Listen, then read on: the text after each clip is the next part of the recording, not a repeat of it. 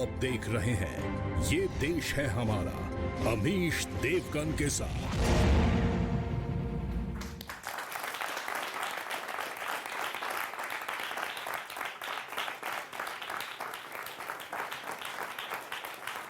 नमस्कार व्यूअर्स, मैं हूं अमीश देवगन और आप देख रहे हैं देश का सबसे लोकप्रिय कार्यक्रम। यह हफ्ता सियासत का सुपर हफ्ता रहा।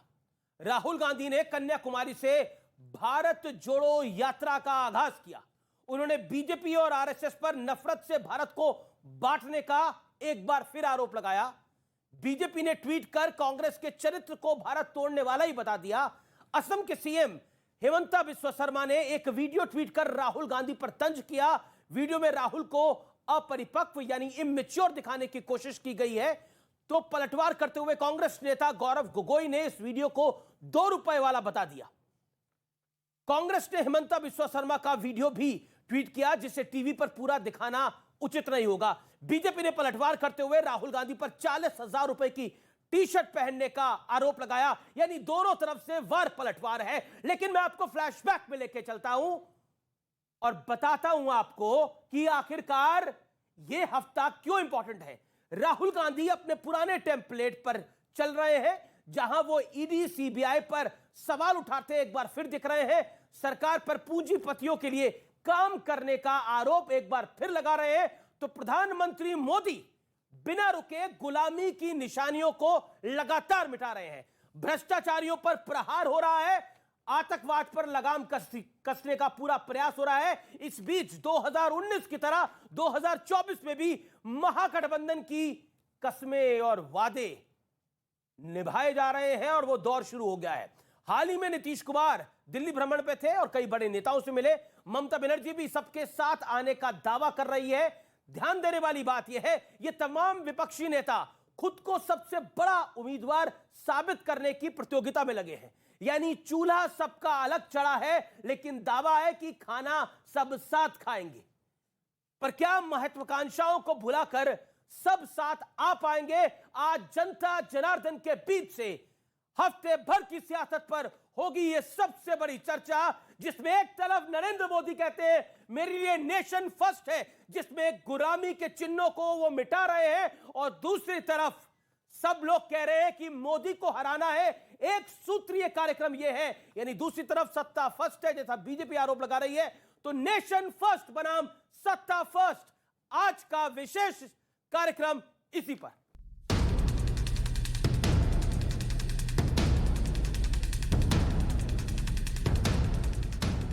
2024 से पहले सत्ता पक्ष और विपक्ष अपने अपने कर्तव्य पथ पर निकल चुके हैं। मोदी चुन चुन कर गुलामी की निशानियों का नामो निशान मिटा रहे हैं। गुरुवार को राजपथ का नाम कर्तव्य पथ कर दिया गया। उसके अलावा नेताजी सुभाष चंद्र बोस की प्रतिमा का अनावरण हुआ। इतना ही नहीं, सेंट्रल विस्टा एवेन्यू का भी उद्घाटन हुआ। लेकिन विपक्ष को इसमें भी खोट नजर आ रहा है। राजपथ ब्रिटिश राज के लिए था, जिनके लिए भारत के लोग गुलाम थे। आज इसका आर्किटेक्चर भी बदला है और उसकी आत्मा भी बदली है। आगे जो विजन है उसमें टोटल बैंक्रप्सी है, तो ध्यान हटाने के लिए कहीं ये नाम बदल दिया, कहीं वो नाम बदल दिया। भारत जोड़ो यात्रा पर निकले राहुल गांधी ने बीजेपी और आरएसएस पर देश को तोड़ने का आरोप भी लगाया। जो नुकसान बीजेपी आरएसएस की विचारधारा ने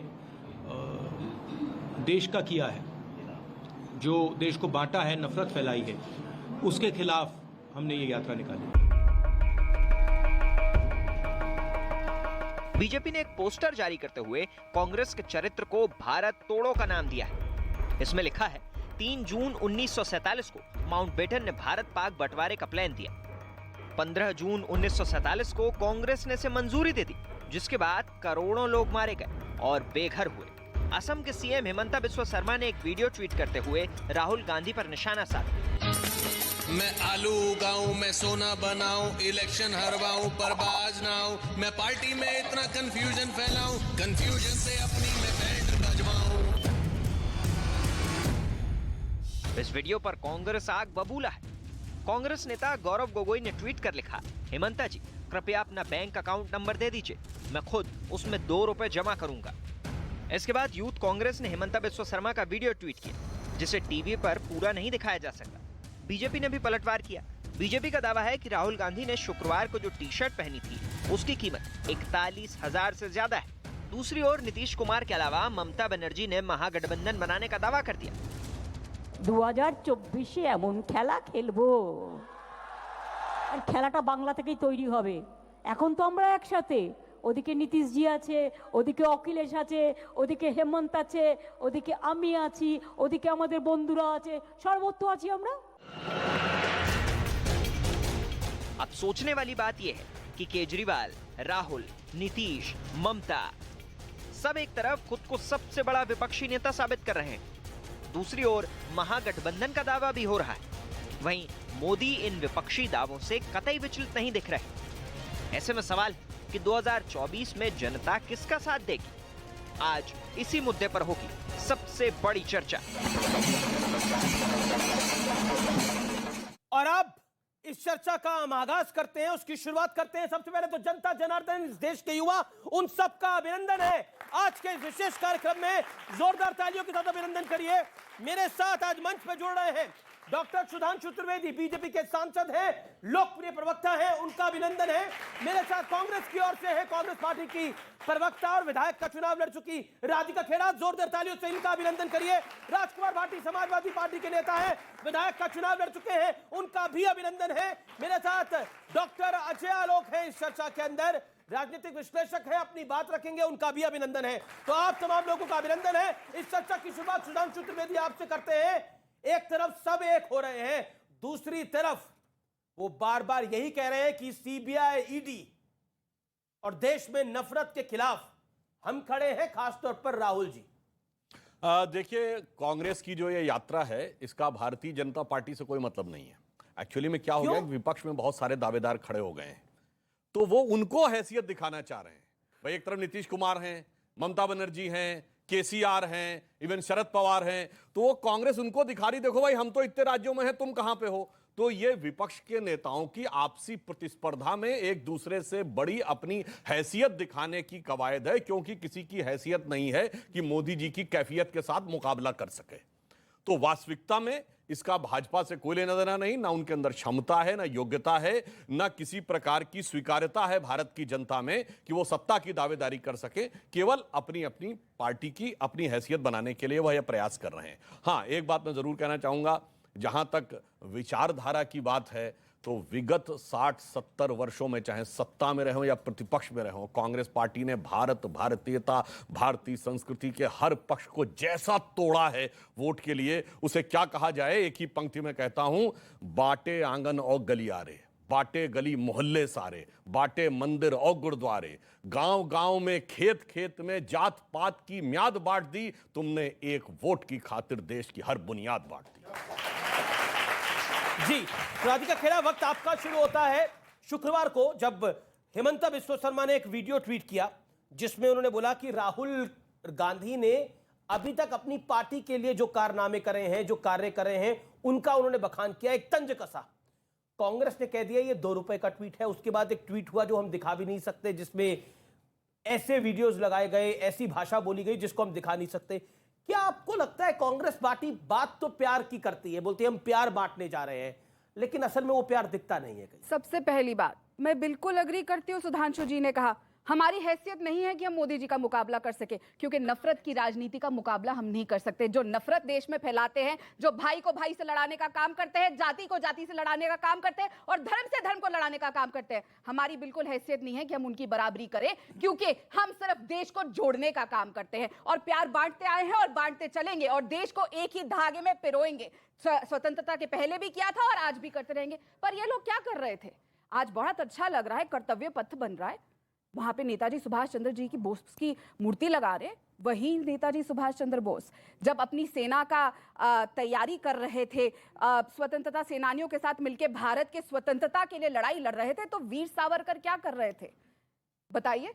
भागलपुर का सेशन था, 23rd सेशन हिंदू महासभा का, जिसमें वीर सावरकर ने कहा था कि हिंदू युवाओं को ब्रिटिश आर्मी में आके साथ देना चाहिए और ब्रिटिशर्स के साथ मिलके हमारे स्वतंत्रता सेनानियों के खिलाफ लड़ना चाहिए। ब्रिटिश एक बात बताइए, आपने आप भारत जोड़ो कांग्रेस बड़ा सारा एक मिनट सुनिए जी। डॉक्टर अंबेडकर ने कहा था कि नहीं महार जाति के युवाओं को जाओ सेना में, बोलिए हाँ या ना। आप क्यों बोला था? अब मैं बताता हूं क्यों बोला था। जाके पढ़ लीजिए। जिन्ना ने 1941 में बयान दिया था कि भारत की सेना में 55% से अधिक लोग पंजाब से हैं, जिसमें ज्यादातर मुसलमान हैं। अगर जरूरत पड़ी तो हम इनका प्रयोग करेंगे। डॉक्टर अंबेडकर ने यह कहा महार जाति के युवाओं से कि सेना में शामिल हो। और ये सुनिए, जो ये कह रही ना कि जिस जमाने में, ये तो काल्पनिक बयान है, मैं तो फैक्ट के साथ बोल रहा हूं। मैं सबूत लेकर आई हूं, वीर सावरकर की किताब में, इन्हीं के अरे सुनिए भाई, अरे कायदा पूरा के पूरा इनका भाषण है, जिसमें ये भी पता चल रहा है। अपने टर्न पे बोलिए। चलिए, वीर सावरकर का बयान। अब मैं सुभाष चंद्र बोस जी का बयान कोट कर रहा हूं। 25 जून 1944 आजाद हिंद रेडियो से उनका दिया गया बयान। उन्होंने कहा, कांग्रेस, बड़े दुख की बात है कि जब अदूरदर्शिता के कारण कांग्रेस के नेता आजाद हिंद फौज के सैनिकों को भाड़े का सैनिक कह के उपहास कर रहे हैं, उस समय मैं इस बात से संतुष्ट हूं कि मिस्टर सावरकर भारत के सैनिकों को कह रहे हैं युवाओं को कि उसमें शामिल हों। और इसीलिए जब 1 जनवरी 1939 को वर्ल्ड वॉर शुरू हुआ और अंग्रेजों ने, उसी समय हमें खड़ा हो जाना चाहिए था अंग्रेजों के खिलाफ। मैं पूछना चाहता हूं 42 तक क्यों नहीं खड़े हुए? 42 में क्यों खड़े हुए? क्योंकि आजाद हिंद फौज की स्थापना हो गई थी सिंगापुर में। आपको लगने लगा था कि आपके जमीन से सत्ता खिसक सकती है। दिसंबर 1941 में पर्ल हार्बर हो गया था। देखिए, चर्चा इतिहास पे ना हो, भविष्य पे हो, क्योंकि कांग्रेस भी भविष्य को अपना उज्जवल देखना चाहती है। भविष्य तो उनका वैसे ही साबित। अच्छा, फिलहाल तो देश के भविष्य की बात करनी है। नींद भी खुली न थी कि हाय धूप ढल गई, पांव जब तलक बढ़े कि जिंदगी फिसल गई, और हम खड़े खड़े मोड़ पर रुके रुके उम्र के चढ़ाव का उतार देखते रहे, कारवां गुजर गया गुबार। राधिका खेड़ा, चलिए अब मैं आपको मौका देता हूं, अपनी बात कर रखिए। बीजेपी ने एक ट्वीट किया, मैं आपको दिखाता हूं। उन्होंने बोला भारत देखो, और उन्होंने लिखा है कि राहुल गांधी जो टी शर्ट डाल के पहन के चल रहे थे वो 41,000 रुपए की है।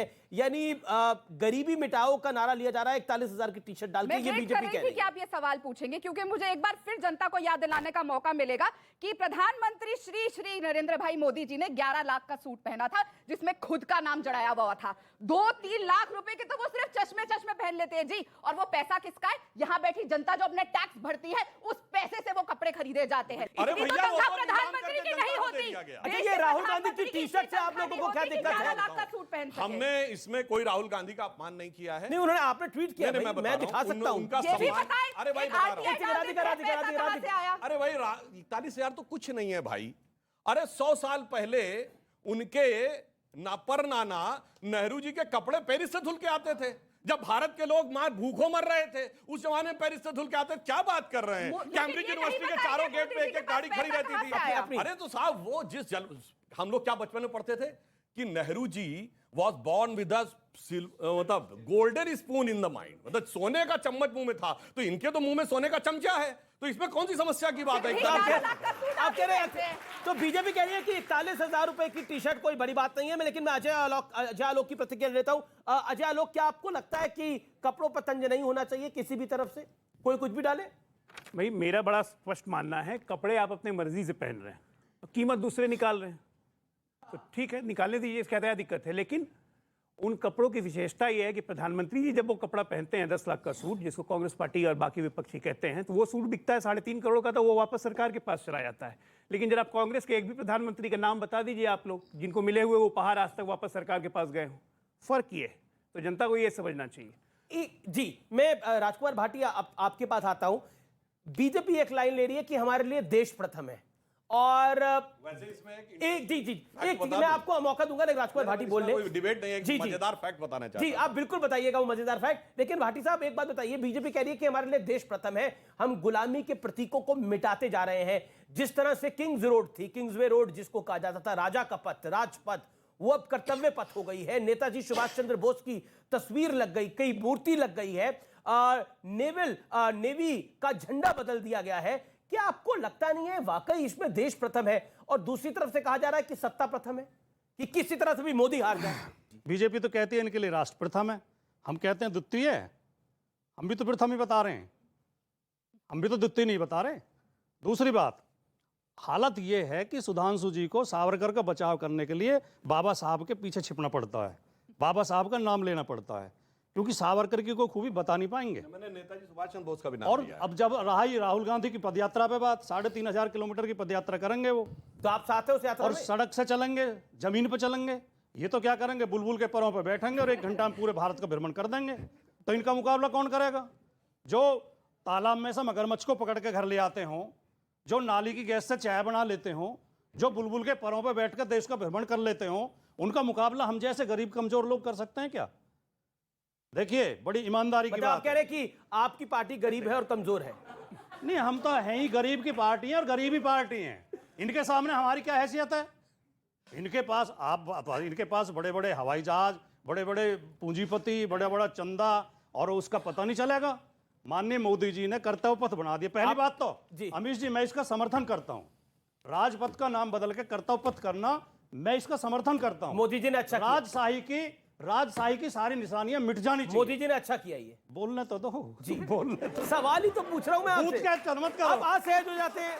मैं तो सवाल ही पूछ रहा हूं। आपने बोला मैं समर्थन करता हूं, मैंने बोला मतलब मोदी जी ने अच्छा किया। देखो सुनो, ये बूथ कैप्चर माना जाता है। मेरी वोट जबरदस्ती डलवा रहे हो कि मोदी जी के पक्ष में वोट डाल नहीं, मैंने तो वोट डालने को बोला ही नहीं। नहीं, मैंने बोला अच्छा किया ना। मैं डंके की चोट पे कह रहा हूं, कहा भी ना जाए, चुप रहा भी ना जाए। सरकार के इस निर्णय का मैं समर्थन करता हूं। अच्छा काम कोई भी करे, हमें इतनी छोटी सोच डालिए भाई इस बात के लिए कि राजशाही की सारी निशानियां मिटनी चाहिए, लेकिन खाली राजपथ मिटाने से नहीं, राजशाही की सोच भी मिटनी चाहिए, राजशाही का बर्ताव भी मिटना चाहिए। सोच क्या होती है राजशाही की? अरे आप मोदी जी की ड्रेस देख लो, मोदी जी की बॉडी लैंग्वेज देखो, आप मोदी जी की चाल ढाल देखो, मोदी जी का भाषण देखो। मतलब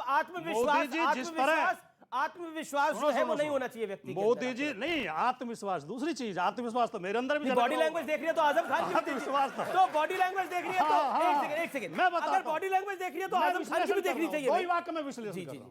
मोदी जी जब भाषण देने खड़े होते हैं, जिस तरह विपक्ष के नेताओं को गरियाते हैं, जिस तरह धमकाते हैं, जिस तरह की भाषा बोलते हैं, आम आदमी को अपमानित करते हैं, और अगर कोई बोल पड़े तो शाम को उसके घर क्या बोला आपने? आम आदमी को अपमानित करते हैं? यस, कैसे?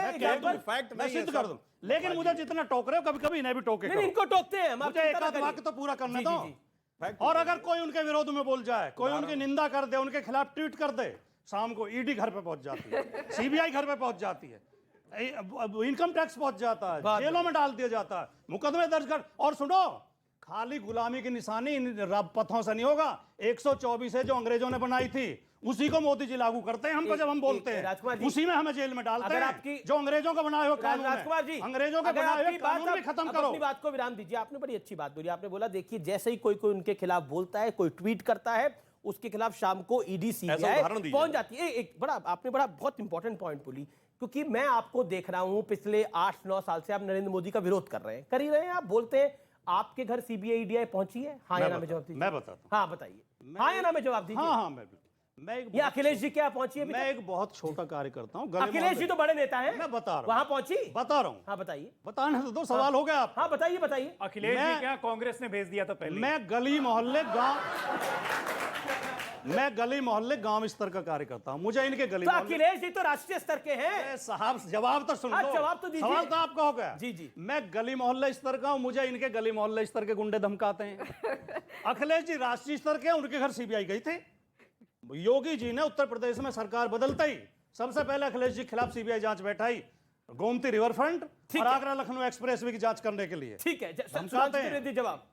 इन्होंने कहा ये बहुत ही गरीब, वंचित, साधारण उसके इनकी हैं। पार्टी इनकी पार्टी है।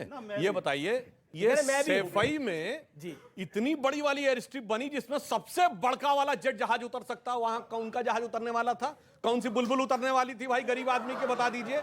तो गजब बात। और इन्होंने कहा राजपथ नाम बदलने से नहीं, वो राजशाही बदलने। बिल्कुल, राजशाही बदलने से जानते क्या राजशाही किसे कहते हैं? 35 लोग ऐसे हैं इनके प्रथम परिवार के जो किसी ना किसी पद पे हैं। जैसा पहले नेताजी भी, नेताजी के एक भाई, नेताजी के दूसरे भाई, नेताजी का बेटा, भतीजा, बहू।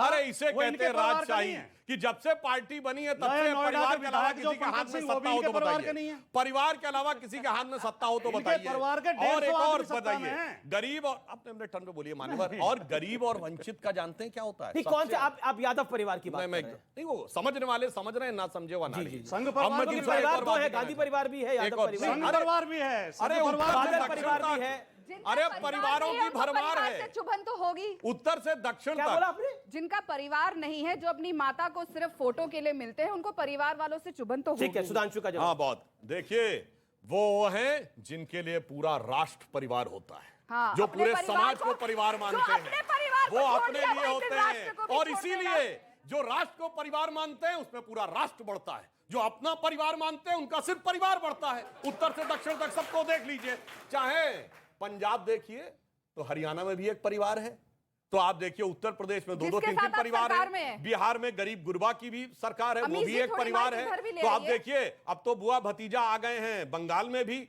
आंध्र में भी परिवार है, सुनिए, और तेलंगाना में भी अमीर जी, परिवार जरा है, माइक ले आइए महाराष्ट्र इधर। में भी परिवार है। परिवार की जो गंगोत्री है उसी को सारी के सारे परिवार दिखाई पड़ते हैं। अमीर जी, जी, एक जी, मौका जी, मुझे जी, दीजिए जी, बोलने का। बिल्कुल सही कहा, महाराष्ट्र में परिवार है, इनके जो मुख्यमंत्री वहां बिठा दिए गए हैं, वो और उनके बेटे दोनों राजनीति में, एक एमपी है, एक चीफ मिनिस्टर है। आंध्र में भी आप ही के साथ सरकार है और वो तो आजीवन ही अध्यक्ष बन चुके हैं, वहां भी परिवारवाद है। और हरियाणा में जिसके साथ आपकी सरकार है, चौटाला परिवार, वो भी परिवार है। तो आपकी जो उससे पार्टी पहले- परिवार है? तो बिल्कुल हमारे तो पार्टी का एक ही कार्यकर्ता हमारा परिवार है, पर इनके तो नहीं मैडम, सत्ताधारी लोग कार्यकर्ता परिवार की हैं। बात नहीं हो और रही। इन्होंने आप उस परिवार के से साथ- कार्यकर्ता और परिवार को कंफ्यूज कर रही है। इन्होंने- परिवार क्या होता है? क्यों रॉबर्ट, परिवार? अगर जब रॉबर्ट मोदी जी के वाड्रा, लिए प्रियंका देश वाड्रा, परिवार है, राहुल गांधी, प्रियंका मैं गांधी, कांग्रेस परिवार का सोनिया एक गांधी, अभिन्न हूं। राजीव गांधी अमीश जी, मैं इंदिरा कांग्रेस गांधी जी, परिवार का एक मैं पंडित कांग्रेस- नेहरू, मैं कांग्रेस- संजय गांधी जी। मैं कांग्रेस परिवार का एक अभिन्न अंग हूं और हर कार्यकर्ता, हर नौजवान, हर बुजुर्ग, हर कांग्रेस जी। कार्यकर्ता कांग्रेस परिवार का एक अभिन्न अंग है। जी, इसी जी, तरह जी। नहीं कि सत्ता के ठीक है, लिए परिवारों सुधांशु जवाब, सुधांशु एक सेकंड, सुधांशु जवाब।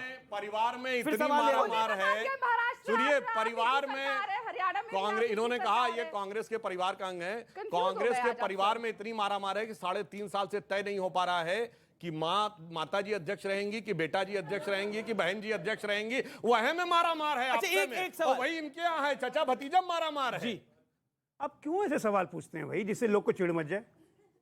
परिवारवाद मोदी जी के खिलाफ लड़ कौन रहा है? एक भी पार्टी का नाम बताइए। Congress party, RJD, Sapa, NCP, Jammu national conference, एक भी पार्टी का नाम बताइए। सब तो DMK? परिवार ही है। जो अमीश भाई ने भी बोला कि कांग्रेस बहुत बड़ा परिवार है, लेकिन बार बार सिर्फ गांधी जी के 3 लोगों में से, उसी परिवार में से ही अध्यक्ष बनता है, उसी परिवार में से लोग चुन के आते हैं। तो क्या बाकी हमारे कांग्रेस के इतने बड़े परिवार में और कोई समझदार आदमी, कोई अच्छा आदमी, कोई बढ़िया आदमी, समझदार आदमी ऐसा? आप क्या क्या बोल रहे हैं? मतलब मैं जवाब दे देती हूँ। नहीं, कोई ऐसा आदमी नहीं है कि वो अध्यक्ष पद या बाकी उसको संभाल, कांग्रेस को संभाल। बढ़िया आदमी, कोई समझदार आदमी अध्यक्ष बन सकता है? राधिका जी, उनसे बेहतर तो आप ही हैं। क्या कह रहे हैं आपने? उनसे बेहतर तो आप ही हैं। ऐसी आपकी सोच, ऐसी आपकी आपके लिए ताली बज रही है, आप कैसे मना करिएगा? वो कह रही है उनसे बेहतर तो आप है, पब्लिक की ताली बजा रही है। देखिए, मैं इस बात का इतनी ताली जवाब राहुल दे जी के लिए भी देती नहीं बज रही। हूं। ऐसी बात नहीं है।